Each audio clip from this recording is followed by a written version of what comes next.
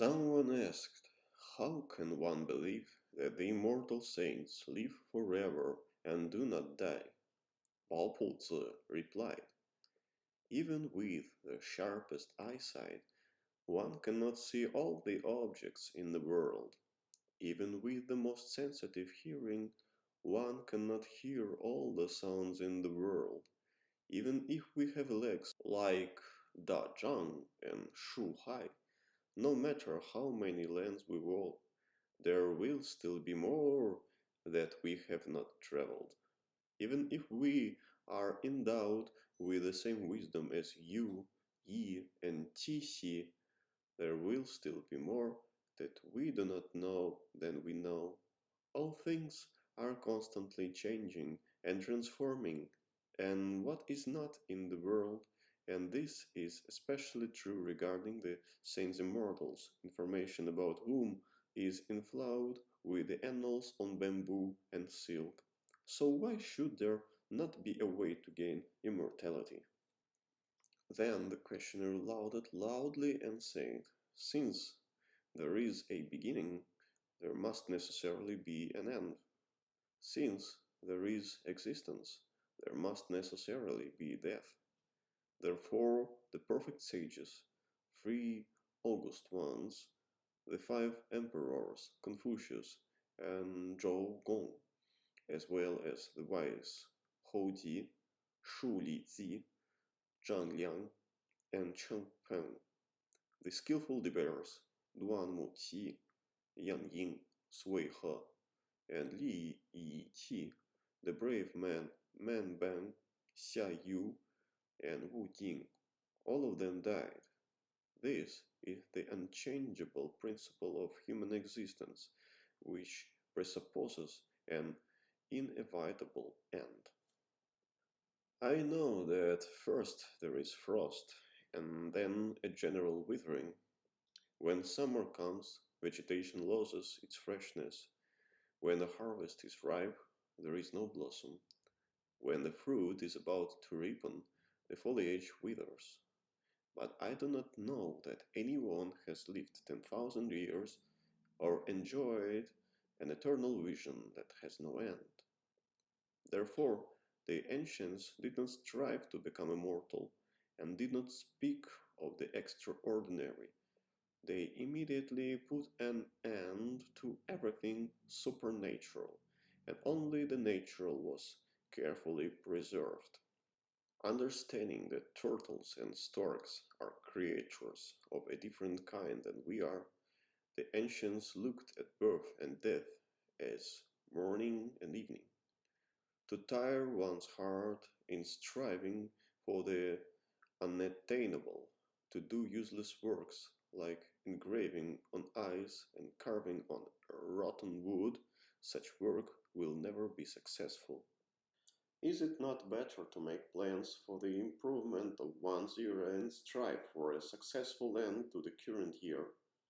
Is it not wonderful to have purple and green ornaments wrapped around the harness of the secret males like dragons, and to ride in a decorated chariot instead of walking? Is it not better to make sacrificial libations from a ritual vessel than to plough the field? Everyone thinks about poets' words extolling rural life and its festivals, but I also think deeply about Zhong Ni's words about the inevitability of death. On the other hand, the hand of inaction grasps only the wind, a shadow that can hardly be grasped. Such a person strives for what cannot be achieved and leads along roads that lead only to nowhere. He casts up glory and prosperity and rushes towards sorrows and difficulties. Is not satisfied with the easy and purposes the heavy.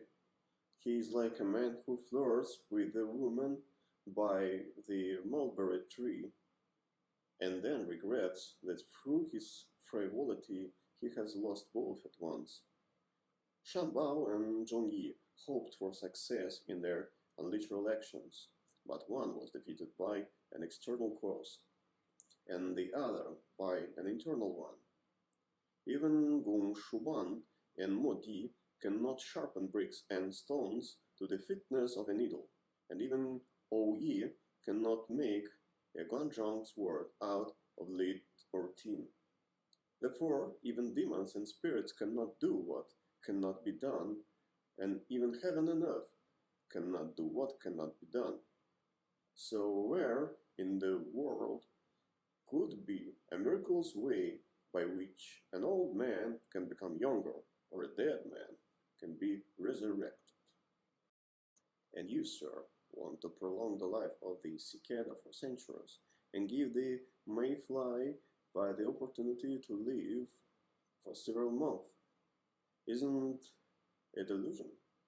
If someone wants to add something to the ideas of the nine schools, then he will soon be forced to understand his mistake and return to these ideas. BaoPuZi replied, "If a man has lost his hearing, he will not even hear the clap of thunder. If a man has lost his sight, he will not even see the radiance of the free lights. Will you not say then that the din and ringing are like a whisper, and that the radiance of the heavens is dim? The deaf assert that there are no sounds at all, and the blind maintain that there are no things perceptible to sight. What can we say of their ability to enjoy the harmonious sounds of flutes and strings, or the exquisite outlines of the silhouettes of mountains curving like a dragon? How can they appreciate the grace of rhythm, or the brilliance and splendor of ornaments and designs? Therefore, if the deaf and the blind are such with respect to objects endowed with formed corporeality, and do not believe in the abundance of the earth and the darkness of the heavens, will they not believe even less in things far more mysterious and refined? When darkness falls upon the spirit of a person's heart, he is ready not to believe even in the fact that Zhu Gong and Confucius once lived, not to mention the path of the immortal saints. After all, existence and death and, and beginning are indeed a common norm. However, it is necessary to consider not only the general but also the particular, to understand what is identical and what is different. For myriad transformations occur in the world, and it is immeasurably full of the amazing and miracles. What is true with respect to some things is false with respect to others. The root may correspond to the norm, and the top may be disagreement with it, and one cannot approach everything with the same standard. Indeed, there are many who say that if there is a beginning, then there must necessarily be an end. However, one cannot lump everything together and equate one thing with another on this basis, because this is not a comprehensive principle. For example, in summer all plants grow, but shepherd's purse and grains dry up. In winter all the trees lose their leaves, but the bamboo and cypress are lush and green. If there is a beginning, there must certainly be an end, but the existence of heaven and earth is not limited. Once born, you die, but turtles and storks enjoy eternal longevity. If the young force is in its prime, there must be heat, but summer never goes by without cool days. If the yin force has reached its highest point of ripening, there must be cold, but even the harshest winters have thoughts. All rivers flow to the east, but among them there are those that rush north. The path in Kunzir is the utmost peace, but it also happens that it shakes from underground thunder and splits. Water is by nature pure and cold, but there are also hot springs in Wengu, the warm valley. Fire is hot by its nature, but on Xianqiu Hill there is a cold flame. Heavy things by their nature must sink, but in the southern sea there are floating mountains. Light things must float on the surface, but in Zhangke there is a river in which even feathers sing. Everything that exists is multifaceted and cannot be described by relying on just one principle, and this has been so since the beginning of time. Among living creatures, there is not a single one that can surpass man in spirituality. Being a being of noble nature, people, it would seem, should be equal and identical. But in reality, among people, there are wise and foolish, vicious and virtuous, beautiful and ugly, tall and short, pure and impure, moral and depraved, slow and tense, phlegmatic and impotent, lazy and active. In what they prefer and what their ears and eyes desire, all people are not the same, just as heaven and earth are not the same, just as ice and cool differ from each other. Is it any wonder, then, that immortals, unlike ordinary people, do not die?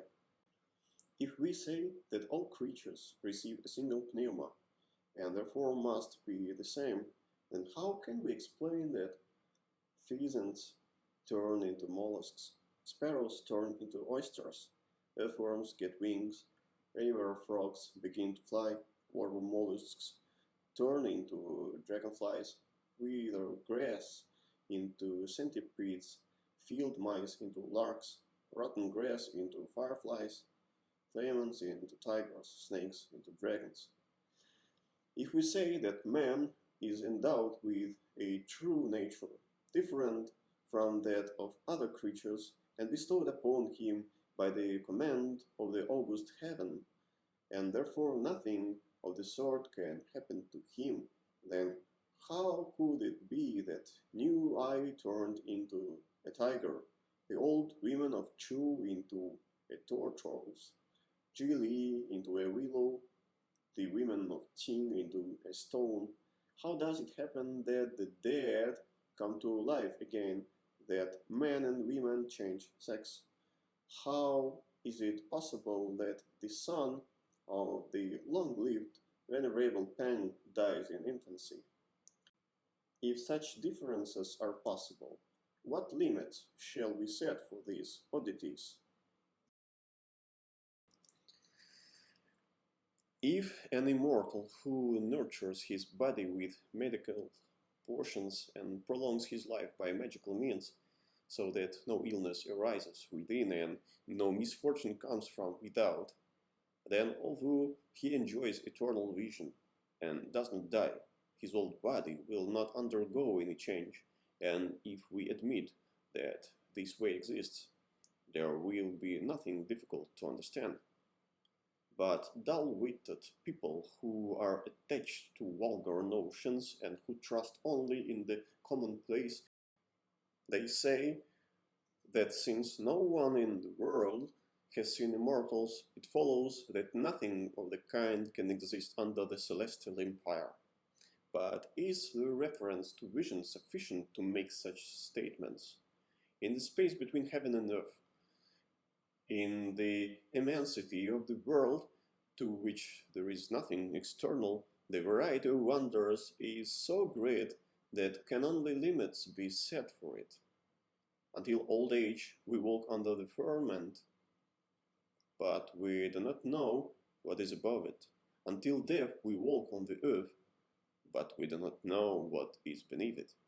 Our body is our immediate possession, but why the will and consciousness inherent in it are as they are, we do not know.